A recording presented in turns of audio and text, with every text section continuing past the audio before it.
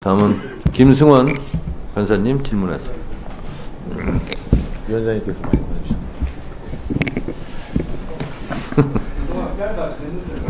주셨습니다. 저희가 이제 이재명 대표에 관련된 수사라든가 재판에 대해서 이제 많이 언급하는 이유가, 이게 이제 제가 돌이켜 보면 검찰의 수사권, 기소권이 가장 남용되게 또 아주 과도하게 사용된 그런 사례라고 보여지기 때문에 이제 말씀을 드린 겁니다. 여기 김정중 법원장님 계시지만 아마 작년에 제가 공소장이 거의 200페이지에 이르고, 그 다음에 그 공소장에 따른 수사 기록, 증거 기록이 20만 페이지에 이르는 재판을 1, 2년 안에 할 수 있습니까? 라는 질문을 드렸을 때 아마 어렵지 않은가 이런 대답을 하신 것으로 기억이 됩니다. 오늘 장동혁 위원님께서도 정말 정확하게 지적해 주셨지만 공소장이 200페이지인데 그 안에 어떻게 공소장 일본주의가 실현이 되겠습니까? 공소장이 200페이지니 거기에 따른 뭐 정황 사실들 다 그거 입증하느냐고 소명하느냐고 그에 따른 증거들이 수만 페이지, 수십만 페이지가 다 따라붙는 거 아닙니까? 근데 그거를 법원에서 공소장 일본주의 원칙을 천명해서 이거는 공소장이라 볼 수 없다, 예단을 갖게 한다라고 딱 잘라주시면, 그러면 검찰에서도 뜨거 하면서 그렇게 무리한 수사, 무리한 기소 안 할 거 아닙니까? 그리고 나서 재판이 뭐 지연됐느니 장기화됐느니 국민의힘 의원들은 그러시고 마치 그것이 법원의 책임이 있는 것 마냥 이렇게 하는데, 법원의 입장을 밝히셔야죠. 그렇지 않겠습니까? 그러니까 국민들께서 자꾸 오해가 누적되고 참다가 그러니까 법원 앞으로 달려가는 거 아닙니까?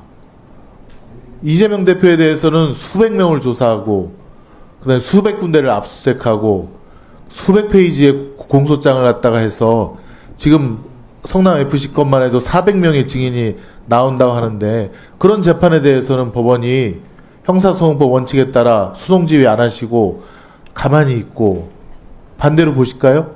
요거 한번 압수수색, 코바나 컨텐츠랑 도이치모터스 압수수색, 이게 리스트가 겨우겨우 이게 우리가 검찰에서 받은 건데요.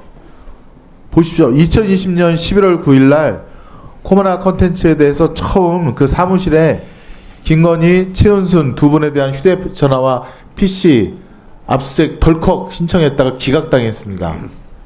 저는 이게 맞다고 봅니다. 아니, 세상에 압수수색 영장을 핵심 피의자한테 바로 이렇게 들이대는 경우가 어디 있습니까?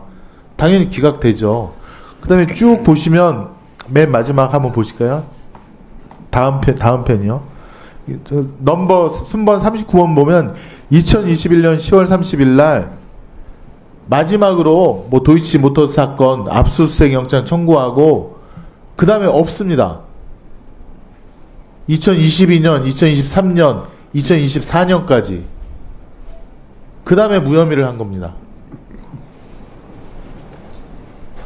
김건희 여사에 대해서는 없습니다. 주거지도 없고 그 다음에 보안해서 휴대전화, PC 그런 압수수색을 한 흔적도 없습니다. 그러고 나서 검찰은 무혐의를 결정합니다. 국민들이 요새 바보가 아닙니다. 유튜브를 통해서 또 본인의 관심사항으로 이런 거 다 봅니다. 또 실시간으로 법정에 가서 그 재판하는 걸 보고 또 어느 유튜브가 계속 그런 정보를 또 국민들에게 정보를 드리고 있습니다. 그러니까 국민이 화가 나는 거죠. 이 사법, 형사사법이라는 건 저에게 가르치신 분이 지혜도 중요하지만 공정한 게 제일 중요하다. 본인이 스스로도 공정해야 되지만 누가 봐도 공정한 재판이라고 인정받아야 된다. 그런 걸 보고 있는데 지금 이런 걸 보시는 국민들이 공정하지 않다고 느끼는 겁니다. 그러니까 화가 나니까 들고 일어나는 거죠. 지금 판사는 역시 기소된 범죄 사실 공소장을 갖고 재판을 하지만, 그렇지만 기소 이면에 검찰이 장난치는 것들이 상당히 많습니다. 그것에 대해서 눈 감으려고 하시면 안 됩니다.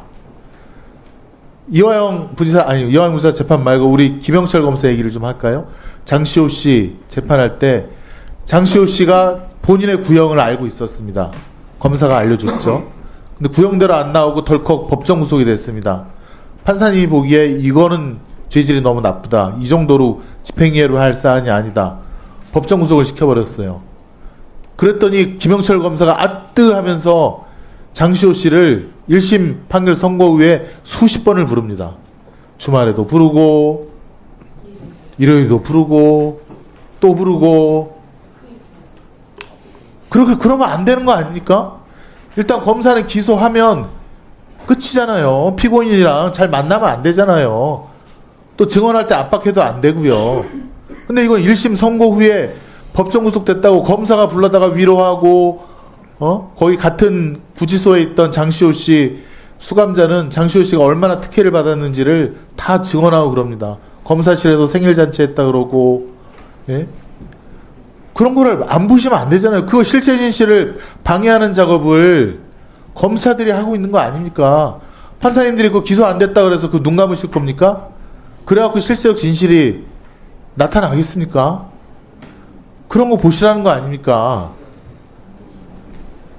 지금 법원에 대해서도 사법농단이라고 하고 검찰에서 100여 명에 가까운 판사님들 수사해서 14분을 기소했습니다.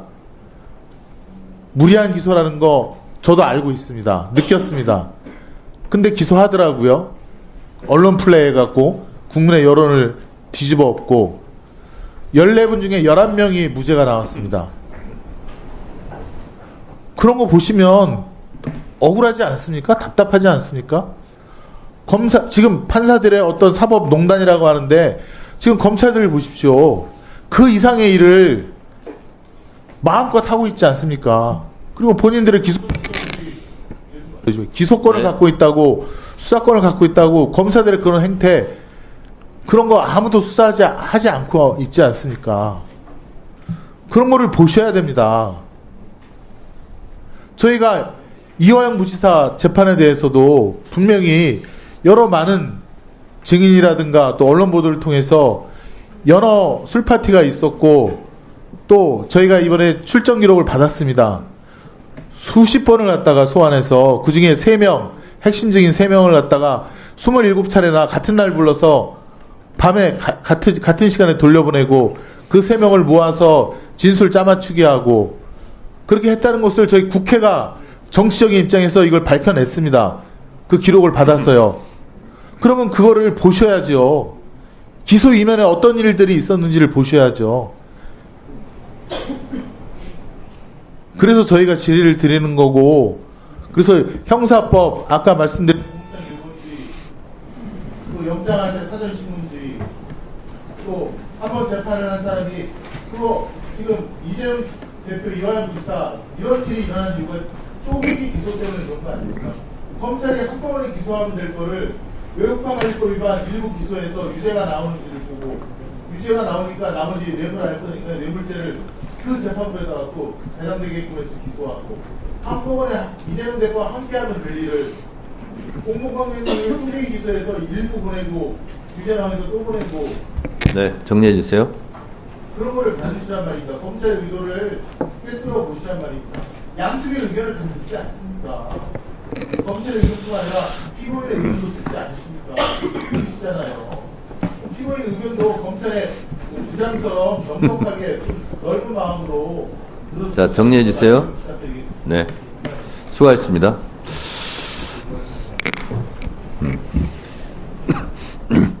저도 질문하겠습니다. 윤준